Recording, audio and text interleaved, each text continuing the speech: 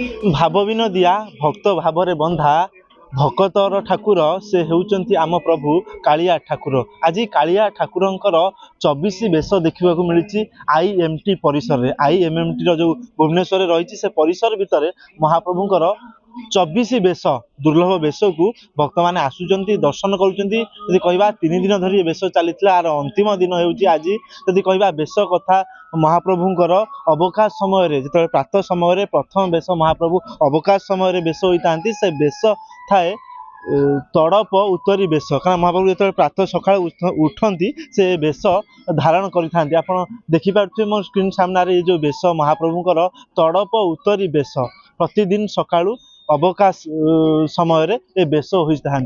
जदि आउ गोटे बेश कथा कहवा श्रीजीऊ श्रृंगार नीति बेश जहाँ को भक्त माने प्रतिदिन महाप्रभुंकर श्रृंगार होता है से श्रृंगार रूप से प्रतिदिन से बेश दर्शन दे था। ये मनोलभ दृश्य प्रत्येक दिन सका महाप्रभु पाखरे बेश होता। महाप्रभु से बेश श्रद्धालु मानू दर्शन दे था। तृतीय बेश कथा यदि कहवा चंदन लगी बेश बैशाख शुक्ल पक्ष तृतीया ठारू ज्येष्ठ शुक्ल पक्ष चतुर्दशी पर्यंत यही चंदन लगी बेश महाप्रभु सज्जित होता।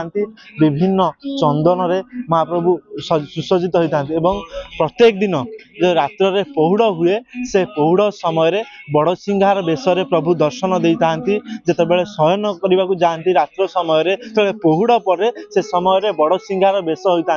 विभिन्न प्रकार फूल सुसज्जित होता। महाप्रभु नेत्र बंद रही है।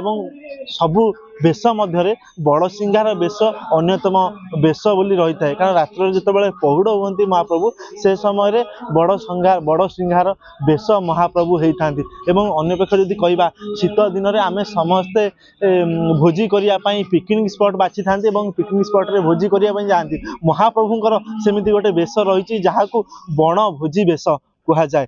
भाद्रव कृष्ण दशमी रे महाप्रभु से बेश धारण करथांती। हाथ रे बाड़ी लोटा जो कलश माठिया धरी महाप्रभु जाइथांती बणभोजी बेश जिते श्रद्धालु थांती तांको मध्य दर्शन दे था। पूरा मनीष जो भली भाव रे थांती महाप्रभु आम महाप्रभु ओडिया आराध्य उत्कलर आराध्य महाप्रभु सेमती जमी गोटे मनीष सका उठा ठारू रात्र शोला पर्यंत जमीती चाली चलनी वेशभूषा थाए महाप्रभु से भाव में वेशभूषा थांती। सब प्रकार वेश हुए ओडियांकर प्रिय ओडिया जमी खाइबा प्रिय थांती महाप्रभु जमी खाइबा प्रिय सेमती विभिन्न प्रकार पाखे भोग भी लगी हुए।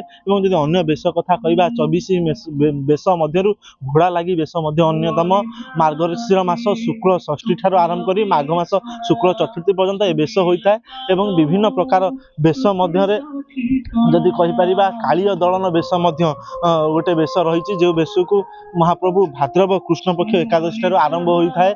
से बेश को कालीय दलन बेश जो महाप्रभु कालीय दलन करते से समय बेश ए बेश बहुत मनोरम थाए। समस्ते दर्शन करती महाप्रभु को।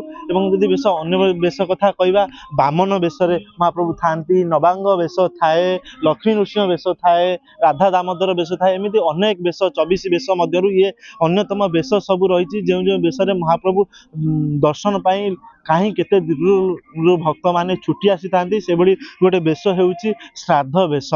जमीती आम ओडिया परंपरा रे हिंदू रीतिनीति जमी श्राद्ध थाए सेमती महाप्रभुंकर भी सेमती बेश रही जो बेश को श्राद्ध बेश कह जाए। मार्गशीर कृष्ण चतुर्दशी ठार मार्गशीर शुक्ल प्रतिपदा पर्यंत से बेश महाप्रभु धारण करता श्राद्ध बेश कह जाए। सेमती 24 बेश महाप्रभुंकर अति मनोरम थाए। आसती श्रद्धालु माने महाप्रभु को दर्शन करती से भली बेश मध्य तो प्रलाम्बु सुर बेश गोटे रही भाद्रव कृष्ण द्वादश ठार आरंभ हुए से बेश से जो थिला प्रलाम्ब सुर तांको बध करथिले से बध अनुसार तांको बेश दिया से बेशर ना रही प्रलम्बा सुर बध बेश। एमती अनेक 24 बेश मध्य एमती अनेक बेश रही जहाँ को महाप्रभु प्रायतः से बेश धारण करती। से बेश मध्य रही सुना बेश बेश अन्यतम बेश। सुना बेश महाप्रभु जिते दर्शन दियंती महण महण सुनारे महाप्रभु दर्शन दियंती। श्रद्धालु माने कहीं केते दूर छुट्टी आसती से बेश देखा ସେମିତି ଆଉ ଅନ୍ୟ ଗୋଟେ ବେଶ ରହିଛି ପଦ୍ମ ବେଶ। ପୁରା ଯେମିତି ଆମେ ପଦ୍ମ ଫୁଲକୁ ଅନୁଭବ କରନ୍ତି ମହାପ୍ରଭୁଙ୍କ ସେ ବେଶ ଦେଖିଲା ପରେ ସେମିତି ଅନୁଭବ ହୁଏ।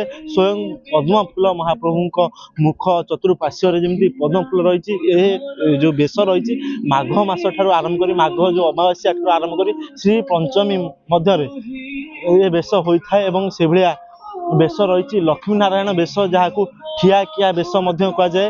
କାର୍ତ୍ତିକ ଶୁକ୍ଳ ଏକାଦଶୀ ଠାରୁ ଏ ବେଶ ହୋଇଥାଏ। ପବିତ୍ର କାର୍ତ୍ତିକ ଶୁକ୍ଳ ଏକାଦଶୀ ତିଥିରେ ଜଗନ୍ନାଥ ମହାପ୍ରଭୁଙ୍କର ଏ ବେଶ ହୋଇଥାଏ। ଏ ବେଶରେ ମହାପ୍ରଭୁ ଶ୍ରଦ୍ଧାଳୁ ମାନଙ୍କୁ ଦର୍ଶନ ଦେଇଥାନ୍ତି, ଭକ୍ତ ମାନଙ୍କୁ ଦର୍ଶନ ଦେଇଥାନ୍ତି। ସେଇଭଳି ଅନ୍ୟ ଆଉ ଯେତେ 24 ବେଶ ମଧ୍ୟରେ ଗୋଟେ ବେଶ ଅଛି ଗଜ ଉଦ୍ଧାର ବେଶ। ଗଜକୁ ଭଗବାନ ନିଜେ ଉଦ୍ଧାର କରିଥିଲେ, ସେ ବେଶକୁ ଗଜ ଉଦ୍ଧାର ବେଶ କୁହାଯାଏ। ମାଘ ପୂର୍ଣ୍ଣିମାରେ ଏ ବେଶ ଆୟୋଜିତ କରାଯାଏ। ପ୍ରତିବର୍ଷ ପରମ୍ପରା ପ୍ରକାରରେ ମାଘ ପୂର୍ଣ୍ଣିମାରେ ଯଦି କହିବା, ମାଘ ପୂର୍ଣ୍ଣିମାରେ ଏ ବେଶ ମହାପ୍ରଭୁ ହୋଇଥାନ୍ତି।